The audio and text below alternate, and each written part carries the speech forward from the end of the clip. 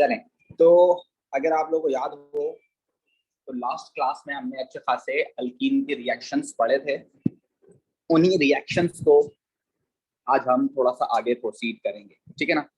Just for your recap, if you remember बच्चों, कि carbon carbon double bond अगर आपके पास है, राइट, अगर आपके पास कार्बन कार्बन डबल बॉन्ड है और इसका रिएक्शन आप करा देते हो किसके साथ बच्चों, इसका रिएक्शन करा देते हो फॉर एग्जांपल आप इन दो सब्सटेंसेस के साथ। फॉर एग्जांपल अगर आप इसका रिएक्शन HBr के साथ करा देते हो, या फॉर एग्जांपल आप इसका रिएक्शन करा देते हो स्टीम के साथ in the presence of dilute phosphoric acid and 200 degree centigrade temperature and sorry 200 नहीं 350 degree centigrade temperature and 100 atmospheric pressure, ये दो आपने पढ़े थे, ठीक है ना। तो मेरे ख्याल से आप लोगों को याद होगा, मैंने आपसे कहा भी था कि आप फौरन इसको याद कर लें कि जब कभी भी इन दो के साथ आप रिएक्शन करेंगे दोनों दफा में आपके पास डबल बॉन्ड टूट जाएगा, ठीक है। तो जो हाइड्रोजन्स आपके पास लगे हुए हैं they are over there, but जब आप HBr के साथ रिएक्शन कराओगे तो एक जगह H और एक जगह Br लग जाएगा और इसके अंदर मेजर और माइनर प्रोडक्ट्स भी बनती हैं, वो एक अलग सीन है, ठीक है ना, वो आपको अलग से आना चाहिए। अभी फिलहाल मैं उसकी बात नहीं कर रहा हूँ, ठीक है। और अगर आप यहाँ देखते हो तो यहाँ पर आपके पास क्या होगा, यहाँ पर डबल बॉन्ड टूटेगा और क्योंकि आप इसका रिएक्शन पानी के साथ करा रहे हो तो यहाँ पर क्या बनेगा, एक तरफ H लग जाएगा और एक तरफ OH लग जाएगा। इसमें मेजर और माइनर का कोई सीन नहीं है, ठीक है ना। तो ये दोनों ही रिएक्शन आपके पास कौन से रिएक्शंस थे, ये दोनों ही रिएक्शंस आपके पास इलेक्ट्रोफिलिक एडिशन रिएक्शन थे, इलेक्ट्रोफिलिक एडिशन रिएक्शंस थे ये दोनों, ठीक है, जो आप पढ़ चुके हो ऑलरेडी। और आपको पता है कि आपके पास था क्या, आपके पास था एल्कीन, ठीक है, और एल्कीन को आपने कन्वर्ट कर दिया अल्कोहल में, और यहाँ पर आपने एल्कीन को कन्वर्ट कर दिया है किसमें, हैलोजिनो अल्केन में, हैलोजिनो अल्केन, राइट। ऐसे अल्केन्स जिसके अंदर कोई भी हैलोजन लगा हुआ हो उसको हम हैलोजिनो अल्केन बोलते हैं, और जिसके अंदर OH लगा हुआ हो उसको हम अल्कोहल बोलते हैं, ठीक है ना। तो इसमें आपने कन्वर्ट कर दिया।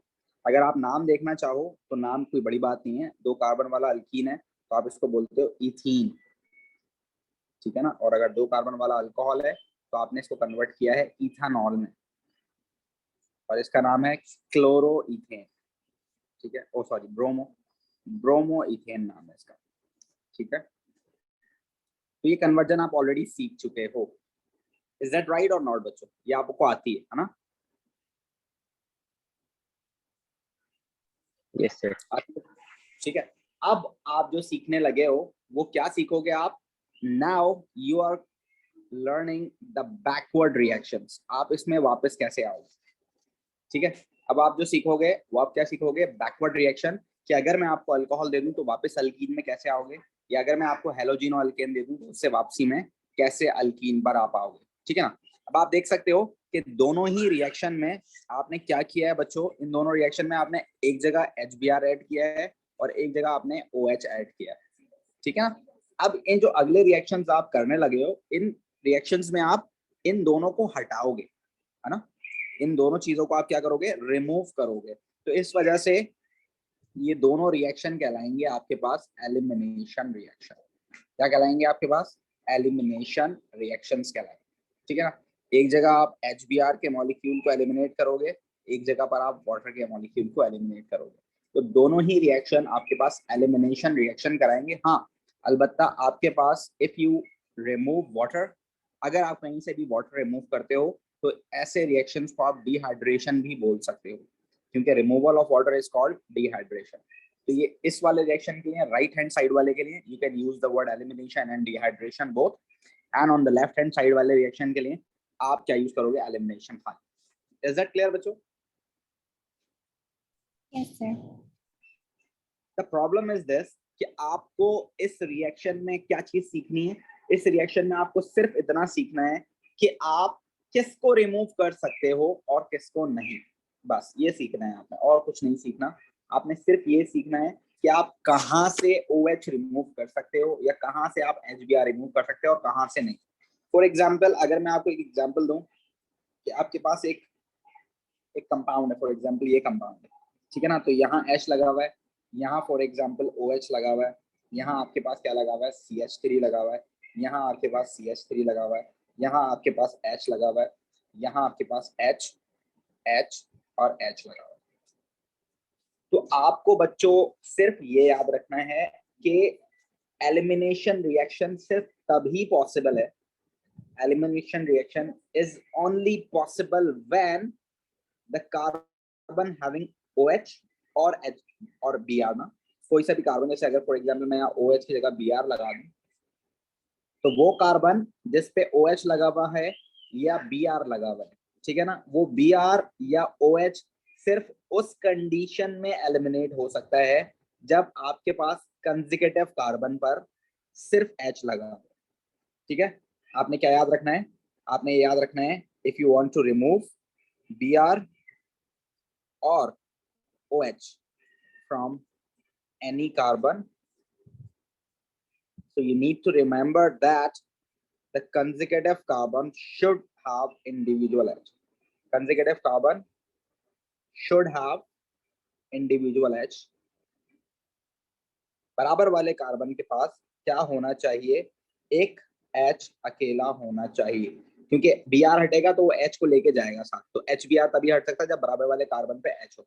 H अगर OH हटेगा तो बराबर वाले कार्बन पे H होगा तो ही H2O बनकर निकल सकता है, अदरवाइज नहीं निकल सकता। सो व्हाट डू यू से बच्चों कि इस वाले मॉलिक्यूल में जो मैंने आपको दिया है, क्या इसमें से OH और Br हट सकता है? ये वाला OH और ये वाला Br क्या हट सकता है?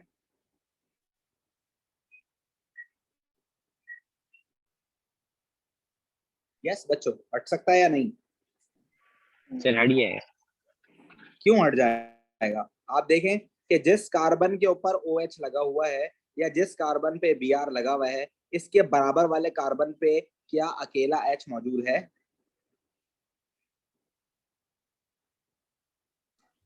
Yes sir.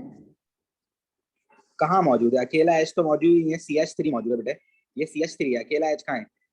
अकेला H तो इसको बोलते हैं। तो हट सकता है या नहीं? नहीं सर। नहीं हट सकता। तो you need to remember this कि यार अगर मुझे यहाँ डबल बॉन्ड लगाना है तो बराबर वाले कार्बन पे या तो यहाँ दोनों जगह में से किसी भी जगह पर H होता तो ये पॉसिबल होता, अदरवाइज ये पॉसिबल नहीं है, not possible. Is that right? सिर्फ आपने पहले ये आइडिया लगाना है कि हट सकता है या नहीं। अगर आपको ये आइडिया ही नहीं होगा कि हट सकता है या नहीं तो फिर आप जिंदगी में कभी इस रिएक्शन को कर ही नहीं सकते। You need to keep remember it is only possible when the adjacent carbon have a individual H, right? Right? जैसे फॉर एग्जांपल अगर मैं इन दोनों मॉलिक्यूल्स को ऐसे बना दूं, just look at over here कि 3 कार्बन्स हैं, ठीक है ना, यहाँ पर OH लगा हुआ है, यहाँ CH3 लगा हुआ है, यहाँ H लगा हुआ है, H लगा हुआ है, H लगा हुआ है, H लगा हुआ है, H लगा हुआ है, H लगा हुआ है। नाउ क्या ये रिमूव हो सकता है? क्या ये रिमूव हो सकता है? Yes sir. Now it is possible we can remove this because you can see this, the carbon having hydroxyl group, उसके जो बराबर वाला कार्बन है एडजेसेंट कार्बन have H, तो ये दोनों रिमूव होंगे और वाटर बनकर निकल जाएगा। so you can see this कि आपके पास ये जो कार्बन है ये दोनों कार्बन कार्बन डबल बॉन्ड बना लेंगे, यहाँ H लगा रहेगा, यहाँ H लगा रहेगा, यहाँ H लगा रहेगा, ये वाले दोनों H's लगे रहेंगे, इनको कोई कसूर नहीं है, ये नहीं हटेंगे, ये CH3 भी लगा रहेगा, इनका कोई कसूर नहीं, ये दोनों निकल जाएंगे और आपके पास ये बन जाएगा। सो फ्रॉम अल्कोहल आपने क्या बना लिया? अल्कोहल से अल्कीन बना लिया। इज दैट राइट बच्चों? Yes sir. कोई मसला? नो। अब इसके लिए आप कंडीशन क्या यूज करेंगे, मतलब यूज क्या करेंगे जिससे ये हटेगा? आप इसमें यूज करेंगे aluminium oxide at 350 degree centigrade temperature. अगर आप ये यूज करेंगे तो you are able to remove this, ठीक है ना। या अगर आपको ये याद नहीं रहता तो आप ये याद रख सकते हो कि आप यूज करोगे concentrated sulphuric acid. Sulphuric acid is a dehydrating agent, तो कॉन्सेंट्रेटेड सल्फ्यूरिक एसिड पानी रिमूव करने के लिए कहीं पर भी इस्तेमाल हो सकता है, ठीक है ना। तो कॉन्सेंट्रेटेड सल्फ्यूरिक एसिड यूज करोगे और it should be at 200 degree centigrade temperature. इन दोनों में से कोई सी भी एक कंडीशन और कोई सी भी एक रिएजेंट चलेगा। ठीक है ना, यू कैन सी दिस, इसके अंदर this is reagent, these two are reagents, ये रिएजेंट्स है रेड वाले रिएजेंट, ये आप यूज कर सकते हो, ठीक है, टू रिमूव वाटर मॉलिक्यूल। और दिस इज कंडीशन, ये कंडीशन मस्ट है, अगर आप सिर्फ एल्युमिनियम ऑक्साइड डाल दोगे और टेम्परेचर नहीं दोगे so it never be remove, right. और ये कंडीशन, अगर आप सल्फ्यूरिक एसिड यूज कर रहे हो तो टेम्परेचर कितना होना चाहिए, 200, ठीक है। दोनों में से जो आपको अच्छी लगे आप यूज कर सकते हो, ठीक है बच्चों।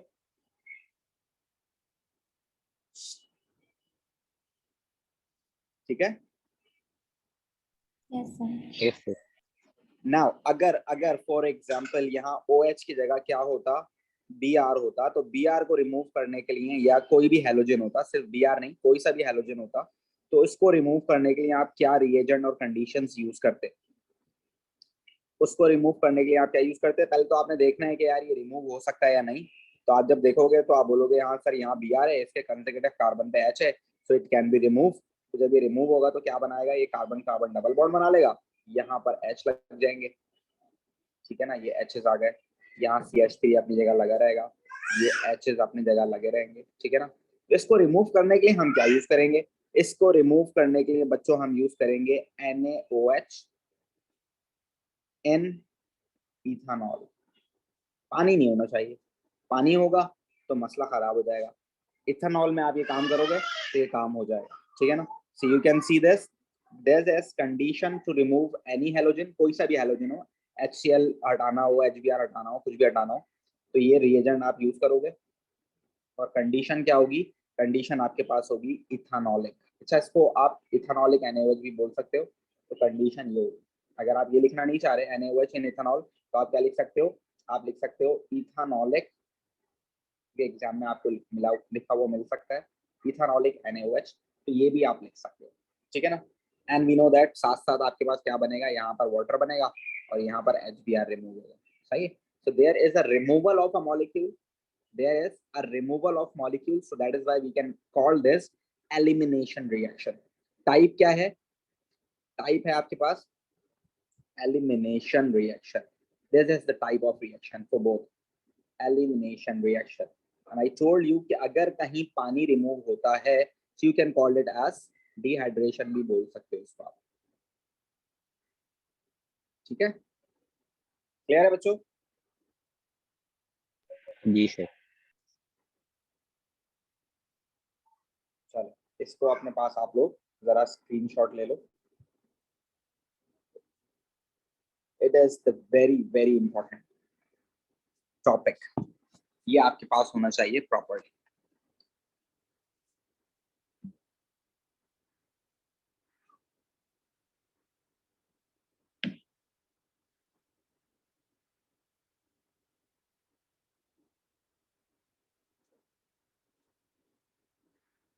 Yes, hello Mamoon, can you hear me?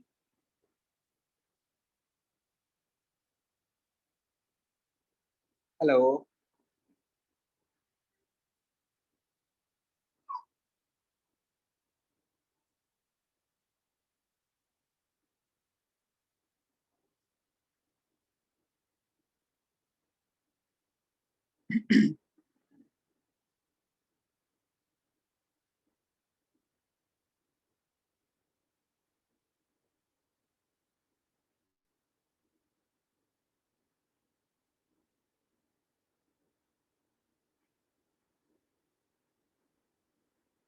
ठीक है बच्चों, इज दैट क्लियर?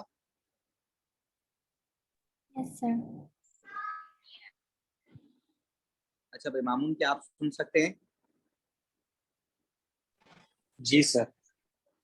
अच्छा बेटे देखो, हमने आज क्या पढ़ रहे हैं, आज हम पढ़ रहे हैं, देखो ये चीज आप ऑलरेडी पढ़ चुके हो, आप देख सकते हो सबसे ऊपर क्या लिखा हुआ है, ये चीज आप ऑलरेडी पढ़ चुके हो, आपने लास्ट क्लास में पढ़ा है कि अगर आप अल्कीन का रिएक्शन HBr के साथ कराते हो so you will get what, हेलोजिनो alkane.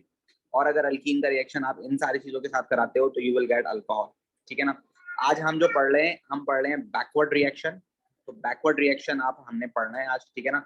हमने HBr रिमूव करना है और H2O रिमूव करना है। तो जो बैकवर्ड रिएक्शन है यानी कि अल्कोहल से अल्कीन में आना है या हेलोजिनो अल्केन से अल्कीन में आना है, तो इसमें हम HBr रिमूव कर रहे हैं, या हम H2O रिमूव कर रहे हैं. So when you are removing any molecules from any substance, so it is actually eliminate. आप कर रहे हो eliminate, तो ये रिएक्शन कहलाएगा elimination reaction. ठीक है ना. इस एलिमिनेशन के लिए पॉसिबिलिटी आपने बस ये याद रखनी है कि only possibility to eliminate any Br और एनी OH. रिमेंबर कि जिस कार्बन पे OH लगा हुआ है, जिस कार्बन पर OH लगा हुआ है, उसके कंसेक्यूटिव कार्बन पे, उसके एडजेसेंट कार्बन पे, उसके बराबर वाले कार्बन पे खाली H लगा हुआ होना जरूरी, अकेला H. ठीक है. अब यहाँ देखो कि इस कार्बन पे OH लगा हुआ है, तो इसके बराबर वाले कार्बन पे H लगा हुआ ही नहीं, तो यहाँ एलिमिनेशन पॉसिबल नहीं है. यहाँ Br लगा हुआ है, इसके बराबर वाले कार्बन पे H नहीं लगा हुआ, अकेला H, तो यहाँ पॉसिबल नहीं है. ओनली पॉसिबल व्हेन कि जहाँ कार्बन पे OH लगा हुआ हो, उसके एडजेसेंट कार्बन पे H होना जरूरी है. अब ऊपर हो या नीचे हो, बराबर में होना जरूरी है. See you can eliminate in the form of water or you can eliminate in the form of HBr. इसके लिए कंडीशन और रिएजेंट्स आपके पास यहाँ लिखे हुए हैं, आपको ये याद करने हैं. अगर आपको वाटर मॉलिक्यूल एलिमिनेट करना है, यू नीड टू लर्न कि यार वाटर एलिमिनेट अगर करना है, वाटर मॉलिक्यूल एलिमिनेट करना है, so I need to use concentrated sulphuric acid. Sulphuric acid होना चाहिए, वो भी कॉन्सेंट्रेटेड, और टेम्परेचर होना चाहिए 200 डिग्री सेंटीग्रेड. अगर आप HBr रिमूव करना चाह रहे हो तो उसके अंदर आप NaOH इन इथेनॉल यूज कर सकते हो, पानी नहीं होना चाहिए. ठीक है. इसकी तस्वीर ले लो. ठीक है मामून. अगर ये कंपाउंड साइक्लिक हो तो फिर कैसे होगा? अभी सारे कर रहे हैं, सारी एग्जांपल्स कर रहे हैं, फिक्र नहीं करो. ठीक है सर. ठीक है. अब ये होता कैसे है, मतलब कि ये कैसे हो सकता है. अगर मैं इसको करूं तो एग्जाम में बड़ी एग्जांपल्स आती हैं, इसकी बहुत सारी एग्जांपल्स आती हैं कि ये प्रोसीजर कैसे होगा, मतलब किस तरीके से हो सकता है. तो आपको एग्जाम में ये बना हुआ नजर आएगा. फॉर एग्जांपल, अगर आपको वाटर मॉलिक्यूल एलिमिनेट करना है तो आप कैसे करोगे. एक आपके पास यहाँ इस तरह का कुछ एक समझ लो कि इस तरह की एक आपके पास टेस्ट ट्यूब बनी हुई होगी. ठीक है. और एक यहाँ पर आपके पास जो है इस तरह का बीकर बना हुआ होगा. ठीक है. और इसके अंदर आपके पास एक टेस्ट ट्यूब उल्टी लगी हुई होगी. ठीक है ना. इस तरह का आपके पास कुछ प्रोसीजर होगा. ये टेस्ट ट्यूब होगी. ठीक है ना. इस तरह की यहाँ पर एक टेस्ट ट्यूब आपके पास उल्टी लगी हुई होगी ऐसे. ठीक है ना.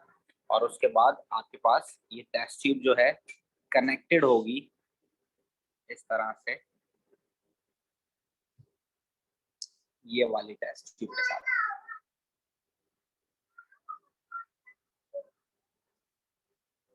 ठीक है. ये डिलीवरी ट्यूब है, जिस डिलीवरी से आपके पास यहाँ पर इथीन गैस या कोई सी भी गैस कलेक्ट होगी.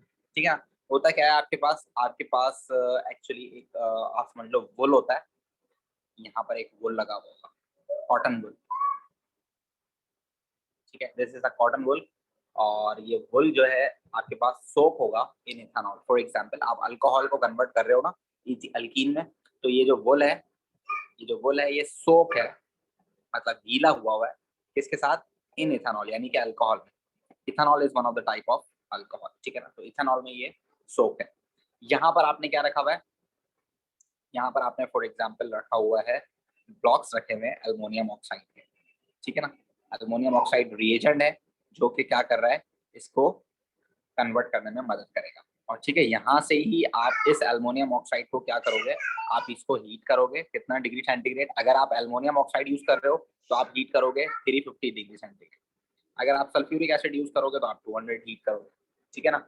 जब आप इसको हीट करोगे तो ये अल्कोहल कन्वर्ट हो जाएगा किसके अंदर, ये अल्कोहल कन्वर्ट हो जाएगा किसके अंदर भाई, आपके पास फॉर एग्जांपल C2H5OH है.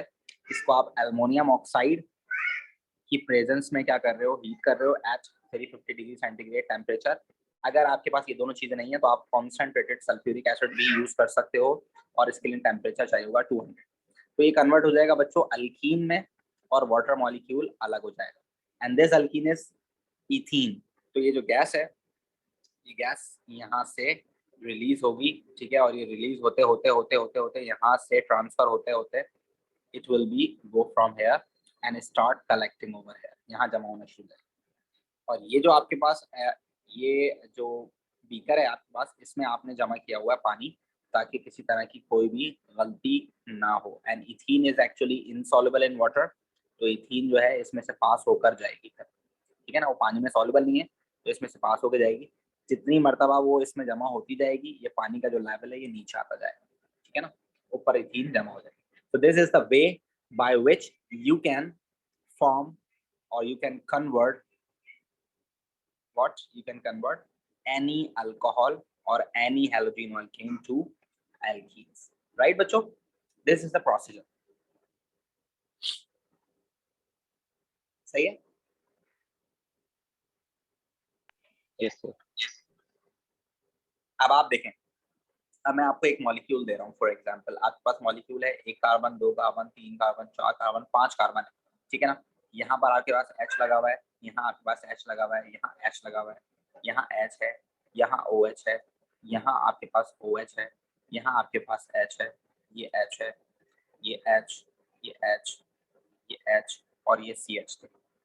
तो आप जरा मुझे बताएं बच्चों कि अगर मैं इसको ट्रीट कर दूं एल्युमिनियम ऑक्साइड के साथ और मैं इसको 350 डिग्री सेंटीग्रेड तक हीट कर दूं, या अगर मेरे पास ये नहीं था तो मैं कॉन्सेंट्रेटेड सल्फ्यूरिक एसिड यूज करूं और इसको हीट करूं 200 डिग्री सेंटीग्रेड तक, so what will be the product? क्या प्रोडक्ट बननी चाहिए? तो आपके लिए अब ये काम मुश्किल नहीं है, बिकॉज यू नो दैट कि जहां पर भी हाइड्रोक्सिल लगा हुआ है उस कार्बन के बराबर वाले कार्बन पे H होना चाहिए। जहां कहीं पर भी आपके पास हाइड्रोक्सिल लगा हुआ है उस कार्बन के बराबर वाले कार्बन के पास H होना चाहिए, अकेला H, है ना। So it can remove, possibility है कि ये रिमूव हो सकता है, ठीक है ना। तो देखो ये कार्बन आप बना लो, 1 2 3 4 5 कार्बन आपने बना लिए। इन दोनों को रिमूव करोगे तो यहाँ डबल बॉन्ड, इन दोनों को रिमूव करोगे तो यहाँ डबल बॉन्ड, ठीक है ना। बाकी हाइड्रोजन क्लियर है? Sir, why 2 double bonds? ये तो मैंने ऐसी एग्जांपल दी है ना आपको, मतलब 2 क्या 3 भी हो सकते हैं, but you need to remember the concept कि चीज क्या है, वो याद रखेंगे आपने खाली, Okay. क्योंकि इस बार आप रिमूव कर रहे हैं, ठीक है। तो आपको बस ये पता होना चाहिए कि हाइड्रोक्सिल है उसके बराबर वाले कार्बन पे H होना जरूरी है अगर आप रिमूव करना चाहते हो, ठीक है। This is example number 1। चलें, साइक्लिक की कोई बात कर रहा था, कौन कर रहा था साइक्लिक की बात? सर मैं पूछ रहा था। अच्छा चलें, 2 मिनट रुक जाए, बस अजान हो जाए फिर मैं आपको बात करता हूँ साइक्लिक की भी।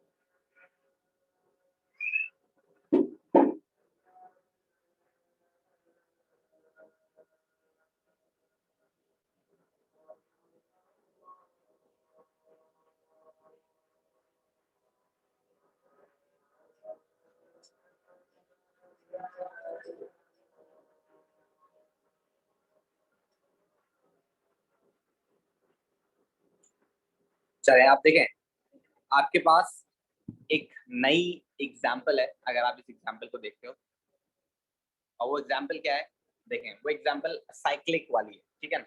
फॉर एग्जाम्पल मेरे पास एक मॉलिक्यूल है, दिस लाइक, ये एक मॉलिक्यूल है मेरे पास, ठीक है ना, दिस इज साइक्लिक मॉलिक्यूल। यहाँ क्या लगा हुआ है? OH लगा हुआ है, और यहाँ क्या लगा हुआ है? CH3 लगा हुआ है, सही है। अब ये CH3 जो मैंने लगाया है ना, ये CH3 लिखना नहीं चाहिए था मुझे, बट मैंने आपके लिए लिख दिया। तो अगर मैं ये CH3 हटा दूँ तो उसका मतलब ये है कि ये CH3 लिखा हुआ है, ठीक है ना। अब अगर मैं इसको ट्रीट करता हूँ किसके साथ? कॉन्सेंट्रेटेड सल्फ्यूरिक एसिड के साथ, और मैं हीट करता हूँ 200 डिग्री सेंटीग्रेड, क्या होगा? अब इसको समझने के लिए आपको ये समझना जरूरी है बच्चों कि ये है क्या चीज, साइक्लिक, ठीक है ना। तो ये हर कार्बन जो कॉर्नर होता है ना, ये कार्बन होते हैं, ठीक है ना, और कार्बन के साथ हाइड्रोजन जो लगे होते हैं वो भी। तो अगर आप यहाँ देखो तो ये एक कार्बन, दूसरा कार्बन, तीसरा कार्बन, चौथा कार्बन, पांचवा कार्बन, छठा कार्बन, ये इस तरह ये 6 कार्बन हो गए और इस वाले कार्बन पे OH लगा हुआ है और यहाँ पर भी एक CH3 लगा हुआ है। ठीक है ना। अब देखो ये जो कार्बन है सबसे ऊपर वाला, इसके 4 बॉन्ड्स ऑलरेडी कंप्लीट हैं। बाकी बचा ये वाला कार्बन, देखो इसके 2 बॉन्ड कम है तो ये हाइड्रोजन के साथ बना है, इसके 2 बॉन्ड कम है तो ये हाइड्रोजन के साथ। सिंपल कार्बन के जो बॉन्ड होते हैं ना वो इसमें नहीं लिखते हैं हम स्केलेटल फॉर्मूला में, ठीक है ना। तो जो सिर्फ और सिर्फ फंक्शनल ग्रुप वाले हाइड्रोजन होते हैं वो लिखते हैं। जैसे आप देखो कि OH एक फंक्शनल ग्रुप है अल्कोहल का, उसके अंदर जो H है वो लिखना जरूरी है। अगर आप वो H नहीं लिखाओगे तो इसका मतलब ये है कि आप फंक्शनल ग्रुप खराब कर रहे हो।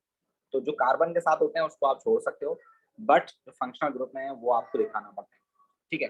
अब आप देखो कि आप यहाँ पर जो है ट्रीट कर रहे हो कॉन्सेंट्रेट सल्फ्यूरिक एसिड, यानी कि आप जो है रिमूव करना चाहते हो OH, ये OH आप रिमूव करना चाहते हो। तो इस कार्बन पे ये OH है, तो आप देख सकते हो कि इसके कंसेक्यूटिव कार्बन पे भी H मौजूद है, सो you can remove these two. आप ये H और ये OH रिमूव कर सकते हो।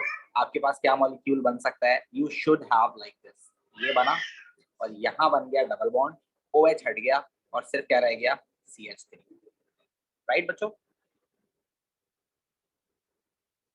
सर ये लेफ्ट साइड वाले पे भी रिमूव हो सकता है ना? Exactly what I'm saying in the next is कि it can also form one more thing कि अगर आप फोकस करो तो इस कार्बन के साथ आपके पास देखो ये वाला जो कार्बन है, अगर आप इसको देखते हो तो इस कार्बन पे OH मौजूद है, इसके कंसेक्यूटिव यानी एडजेसेंट कार्बन तो ये भी है, तो यहाँ से भी H हट सकता है, तो ये यहाँ पर भी बना सकता है। फॉर एग्जाम्पल आपके पास ये भी बन सकता था, ये ऐसे, राइट। एक और चीज, अगर आप और बहुत अच्छे स्टूडेंट हो, आप बहुत जबरदस्त अगर सोच सकते हो तो आप ये भी सोच सकते हो कि सर यहाँ पर एक और पॉसिबिलिटी ये भी बन सकती है। अगर आप देखें और से तो ये कार्बन है, इसके ऊपर OH लगा हुआ है, इसके बराबर में ये वाला कार्बन भी है जिसके ऊपर 3 H's मौजूद है, यानी कि इसके पास भी एक एडजस्टेंट, अगर मैं इसको खोल के लिखूं, इस वाले कार्बन को अगर मैं खोल के लिखूं, सो you can write even like this, इसके पास 3 हाइड्रोजन हैं। तो ये जो एडजेसेंट कार्बन है इसके पास भी हाइड्रोजन मौजूद है सर, तो यहाँ पर भी रिमूव हो सकता है। तो एग्जैक्टली ये आप ऐसा भी कर सकते हो कि आप इनको रिमूव कर लो, और जब आप इनको रिमूव करोगे तो ये कैसा बन जाएगा, ये बन जाएगा आपके पास, ये इसको कुछ भी असर नहीं हुआ, अंदर जो डबल बॉन्ड बनेगा वो बनेगा बाहर, राइट राइट बच्चों। तो इस तरह के सवाल आपके पास आ सकते हैं, वो आपसे पूछ सकता है write down the possibilities or write down the possible compounds or structures of these, तो आपको ये याद रखना है, ठीक है। कि आप सर अपने ये by pass double bond CH2 के साथ बनेगा? ये, हाँ जब ये हट जाएगा तो CH2 बचेगा ना। अगर आप कंफ्यूज हो रहे हो तो आप यहाँ पर लिख लो CH2, यहाँ लिख लो आप ठीक है सर। CH3, यहाँ CH3 लिख लो, सही है।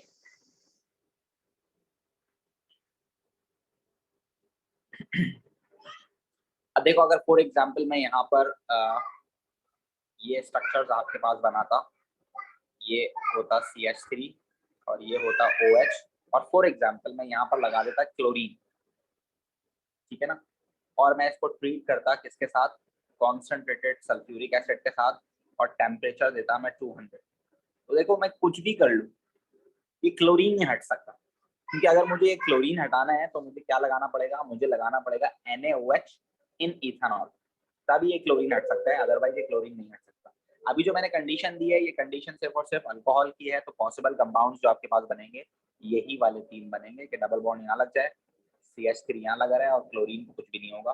और पॉसिबल कंपाउंड क्या बन सकता है कि डबल बॉन्ड आपके पास यहाँ बन जाए और ये CH3 लगा रहे, इस Cl को कुछ भी नहीं होगा। और पॉसिबल कंपाउंड क्या बन सकता है कि डबल बॉन्ड यहाँ बन जाए और ये Cl को कुछ भी ना हो, राइट। हाँ अगर आप क्या करते, अगर आप फॉर एग्जांपल इस मॉलिक्यूल को, ये जो मैंने बनाया है, इस मॉलिक्यूल को आप ट्रीट करते किसके साथ, वो रिएजेंट के साथ और वो कंडीशन के साथ जो कि NaOH और इथेनॉल यानी कि HBr को हटाने के लिए थी, HCl को हटाने के लिए थी, तो फिर Cl हटता और फिर OH को कुछ नहीं होता। तो आप देख सकते हो कि इस OH को और CH3 को कुछ भी नहीं होगा, ये ऐसे लिखे रहेंगे, ये OH और CH3 को कुछ नहीं होगा, यहाँ से आपके पास Cl हट जाएगा तो डबल बॉन्ड आपके पास यहाँ बन जाएगा और पॉसिबिलिटी ये भी है कि डबल बॉन्ड आपके पास यहाँ बन जाए। सही है बच्चों? You need to keep remember कि जो रिएजेंट और कंडीशन जिस चीज को हटाने के लिए है या जिस चीज को लगाने के लिए है, बस उसी को हटा सकती हैं या उसी को लगा सकती हैं। ठीक है, so this is example number 3। आपके पास ये सारे एग्जांपल्स होने चाहिए क्योंकि ये फास्ट पेपर्स की एग्जांपल्स हैं। ठीक है, चलें इसको लिख लें अपने पास, ये इसको अपने पास कॉपी डाउन कर लें। मैं आपको एक एग्जांपल देता हूँ, वो मुझे करके दिखाएं।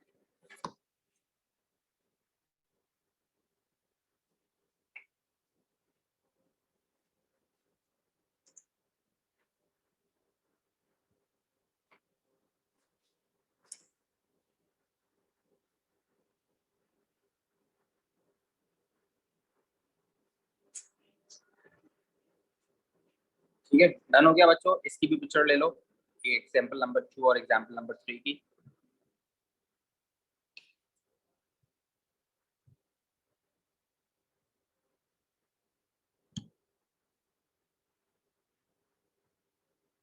Sir, can you explain one more time? Which one बेटे? The last one. Last one में देखो, आपको पता है ना मैंने आपको दो चीजों की अलग अलग कंडीशंस बताई हैं, तो कंडीशंस आपको याद रखनी है। जैसे फॉर एग्जांपल मैंने आपको क्या बताया है, मैंने आपको ये बताया है कि आपके पास अगर एल्कीन है और आपके पास एक अलग फंक्शनल ग्रुप है हेलोजिनो अल्केन, ठीक है ना, और अल्कोहल जो है आपके पास ये अलग फंक्शनल ग्रुप है, ठीक है ना।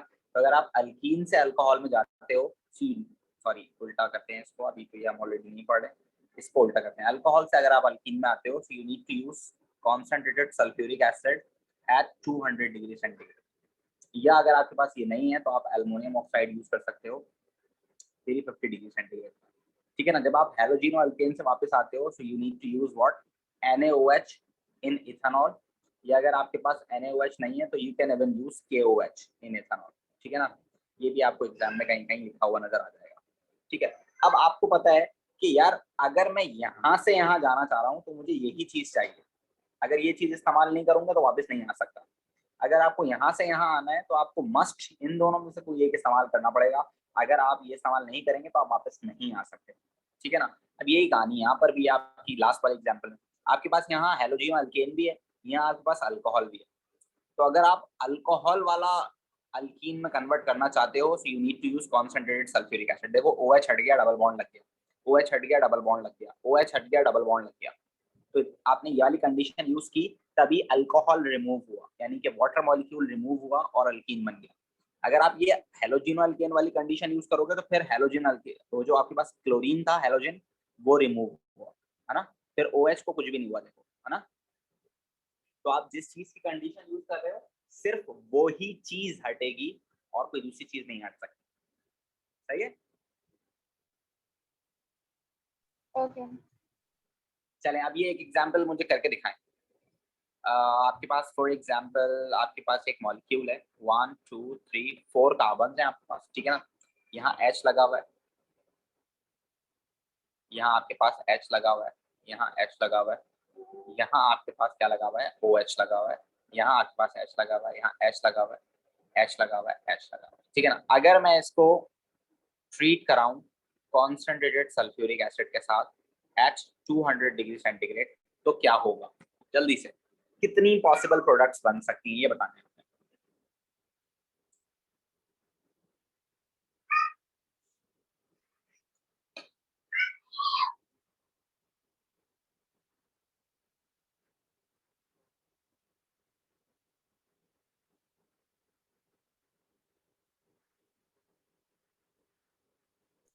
There are two possible products. Two possible products, right. कौन कौन सी? One on the आप left. देख सकते हो, आप कौन कौन सी दो प्रोडक्ट्स हो सकती हैं, आप देखें कि पॉसिबिलिटी आपके पास ये है कि ये दो रिमूव हो जाएं या ये दो रिमूव हो, राइट। Yes, sir. तो आपके पास क्या बन सकता है, आपके पास अगर ये वाले दो रिमूव होंगे पहले वाले, तो डबल बॉन्ड बनेगा यहाँ पर and this will be the product. और अगर बाद वाले दो रिमूव होंगे तो डबल बॉन्ड आपके पास बनेगा यहाँ पर and this will be the product, right बच्चों। This is but 2-ene and this is but 1-ene, right? Is that right बच्चों? Yes, sir.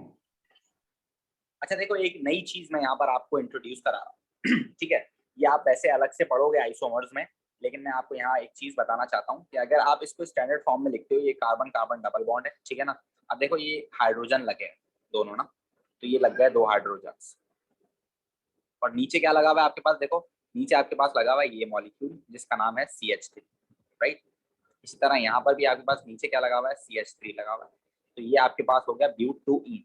और जबकि ये वाला जो डबल बॉन्ड है आपके पास, ये डबल बॉन्ड है, इन दोनों पे क्या लगा हुआ है, हाइड्रोजन लगा हुआ है, और यहाँ क्या लगा हुआ है, देखो ये हाइड्रोजन है और ये पूरा लगा हुआ है C2H5, है ना। तो ये H और ये नीचे लगा हुआ है C2H5, ऐसी है बच्चों। This is but 2-ene and this is but 1-ene, ऐसी है ना बच्चों। Yes, sir. अब आप देखो जरा, हमारे पास आइसोमर्स होते हैं जिनको हम बोलते हैं जियोमेट्रिकल आइसोमर्स। क्या बोलते हैं? Geometrical isomers. ज्योमेट्रिकल आइसोमर्स वो होते हैं जब आपके पास कार्बन कार्बन डबल बॉन्ड हो तो वो बनते हैं, ठीक है ना, जिसको आप ज्योमेट्रिकल आइसोमर्स को सिस और ट्रांस के नाम से पेपर में बहुत देखोगे, ठीक है ना। कार्बन कार्बन डबल बॉन्ड होना इसके लिए जरूरी है, और दोनों कार्बन पे carbon having double bond, carbon having double bond, ठीक है, should have at least one similar species, should have at least one similar species, ठीक है। तो अगर आप देखना चाह रहे हो कि यार इस पे आइसोमर बनेगा नहीं बनेगा ज्योमेट्रिकल, तो आप देखोगे सबसे पहले क्या चीज देखोगे कि यार इसमें कार्बन कार्बन डबल बॉन्ड, जिसमें कार्बन कार्बन डबल बॉन्ड होता है वो क्या होता है, ज्योमेट्रिकल आइसोमर शो करता है, ठीक है, पहली बात होगी। दूसरी बात कि जो दो कार्बन है जिस पे डबल बॉन्ड मौजूद है उन पे एटलीस्ट एक चीज एक जैसी होनी चाहिए, देखो इन दोनों पे एक चीज एक जैसी है ना। But the third thing is के both the carbons having double bonds या कार्बन हैविंग डबल बॉन्ड्स, कोई सा भी carbon, carbon having double bond should have two different species, उस एक कार्बन पे दो अलग अलग स्पेशीज होने चाहिए, should have two different species, एक जैसे नहीं होने चाहिए, या आप इसको लिख लो should not have similar species, ठीक है। अगर ये तीनों बातें वो उतर रहा है उस पे, तो इसका मतलब ये है कि आपके पास जो है ज्योमेट्रिकल आइसोमर्स बनेंगे, अदरवाइज नहीं बनेंगे। अब आप यहाँ देखो कि आपके पास ये वाला जो कार्बन है इसके पास एक H है और एक CH3 है, इस वाले कार्बन पे देखो एक H है और एक CH3 है, और इन दोनों कार्बन पे एक चीज एक जैसी है। बट यहाँ इस कार्बन पे देखो दोनों H's हैं, तो अगर कोई ऐसा अल्कीन जिसमें डबल बॉन्ड हो और दो कार्बन जो है जिस पे डबल बॉन्ड है उन दोनों के पास एक स्पेशीज एक जैसा भी हो, बट एक ही कार्बन पे दो एक जैसे स्पेशीज हो, तो वो ज्योमेट्रिकल आइसोमर्स शो नहीं करेंगे।